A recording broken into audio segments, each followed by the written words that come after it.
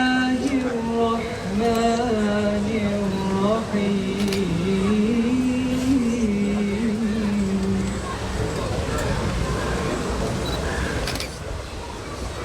ولا تقولوا لمن يقتل في سبيل الله أموات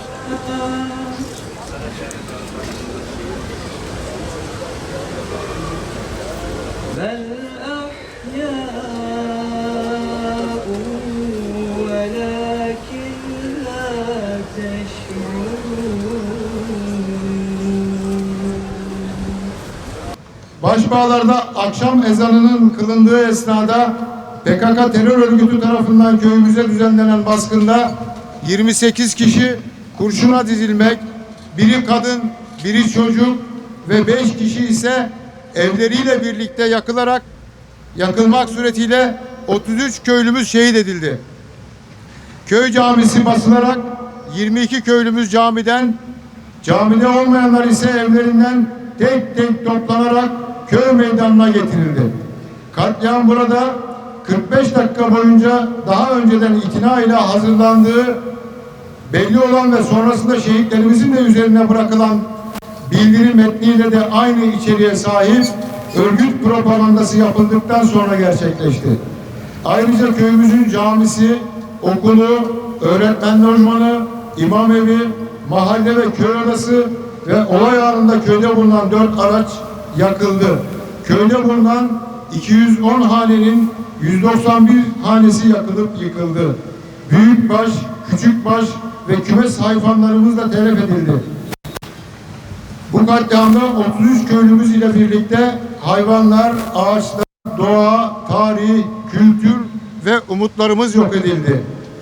Bu katliamı bir yönüyle de bu soykırımı yapan 150 kişilik hain grup ise ellerini kollarını sallayarak köyümüzü terk etti. Velhasıl bu katliamda geçmişimiz ve o günümüz yok edildi. Geleceğimiz yok edilmek istendi. İnsan hakları savunucuları, insanlık onuru için mücadele edenler, insanlık yemin edenler neredeler? Araştırmacı gazeteciler, yazarlar, şairler ve tarihçi akademisyenler neredeler? Entelektüeller, aydınlar, doğa severler, çevreciler, hayvan hakları savunucuları neredeler? Bıkmadık anlatmaktan, usandık anlaşılamamaktan. Çeyrek asırdan fazla 29 yıldır sordum ve yine soruyoruz. Sormaya da devam edeceğiz gibi geliyor. Hangi evde kimin oturduğu istihbaratı nereden alındı? Katliamı yapan teröristlerin içerisinde bulunan düzgün giyimli, tıraşlı grup kimlerdi? Başpınar Karakol Komutanı defalarca aranmasına rağmen neden telefona gelmedi? Güvenlik kuvvetleri ve savcılık neden 14 saat sonra geldi? Yangına neden hiç müdahale edilmedi? Toplanan 585 boş Kalaşnikov kovanının balistik incelemesi neden yapılmadı? Cenazelere neden otopsi yapılmadı? Evde yanan 5 köylümüzün cenazesi neden iş makinalarıyla arandı? Ve ne acıdır ki 5 köylümüzün cenazesine hiç ulaşılamadı? Yakılan evlerin dozerle dümdüz edilmesinin sebebi neydi acaba?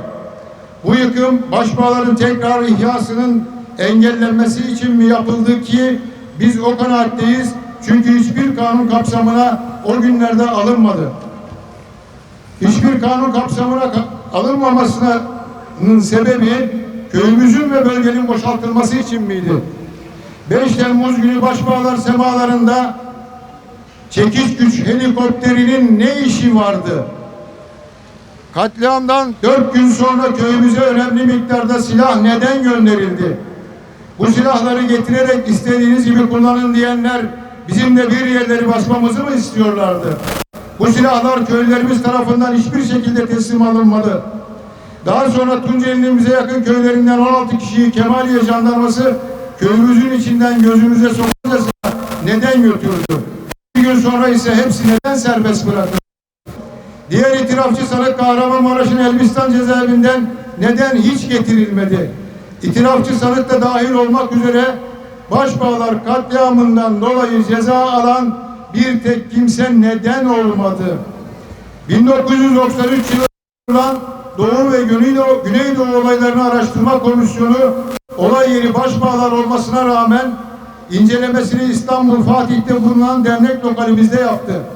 Bu da hiçbir inceleme yapılmadığını gösteriyor. Tüm bu eksikliklere rağmen Yargıtay dosyayı neden onadı ve mahkeme süreci 1998 yılına kadar devam etmiş olmasına rağmen Başbağlar dosyası neden kapatıldı? 2013 yılında 11.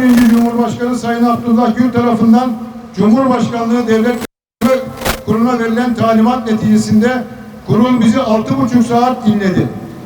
Neticesinde bir rapor dahi hazırlanmadı. Bir rapor çıkmayacaksa neden dinlendik? Her yıl soruyoruz ve sormaya da devam edeceğiz. Onur ve gururla söyleyebiliriz ki biz Başbağlar halkı olarak o gün basiret ve ferasetimizle Türkiye üzerinde oynanmak istenen bu oyuna gelmedik ve köyümüzü de hiçbir zaman terk etmedik. Savcılarımızdan gerekeni yapmalarını ve kimlerin bu katliamda rolünün olduğunu bulmalarını istiyoruz. Türkiye Büyük Millet Meclisi'nin 1993 olayları kapsamında Başbağlar katliamı ile ilgili araştırma ve inceleme komisyonu kurarak çok yönlü ve yerinde inceleme yapmasını talep ediyoruz. Cumhurbaşkanlığı Devlet Denetleme Kurulu'nun akamete uğrayan Başbağlar dosyasını yeniden incelemeye alması hususunu Sayın Cumhurbaşkanımız Recep Tayyip Erdoğan'dan arz ve talep etmekteyiz. Bizler zulüm kimden gelirse gelsin, kime yönelik olursa olsun karşısındayız. Madımak, Başbağlar ve daha nice katliamları gerçekleştiren bütün kuklacıların, teröristlerin ve hamilerinin canı cehenneme. Başbağlardan aldığınız yüreğimizi bize geri verin. Bize Başbağlar'da eşleri, babaları ve oğulları katledildiğinden beri sürekli ağlayan dulların, yetimlerin ve anaların bomboş kalmış yüreğini geri verin. Bütün şehitlerimizi rahmetle anıyor ve hepinizi saygıyla selamlıyorum.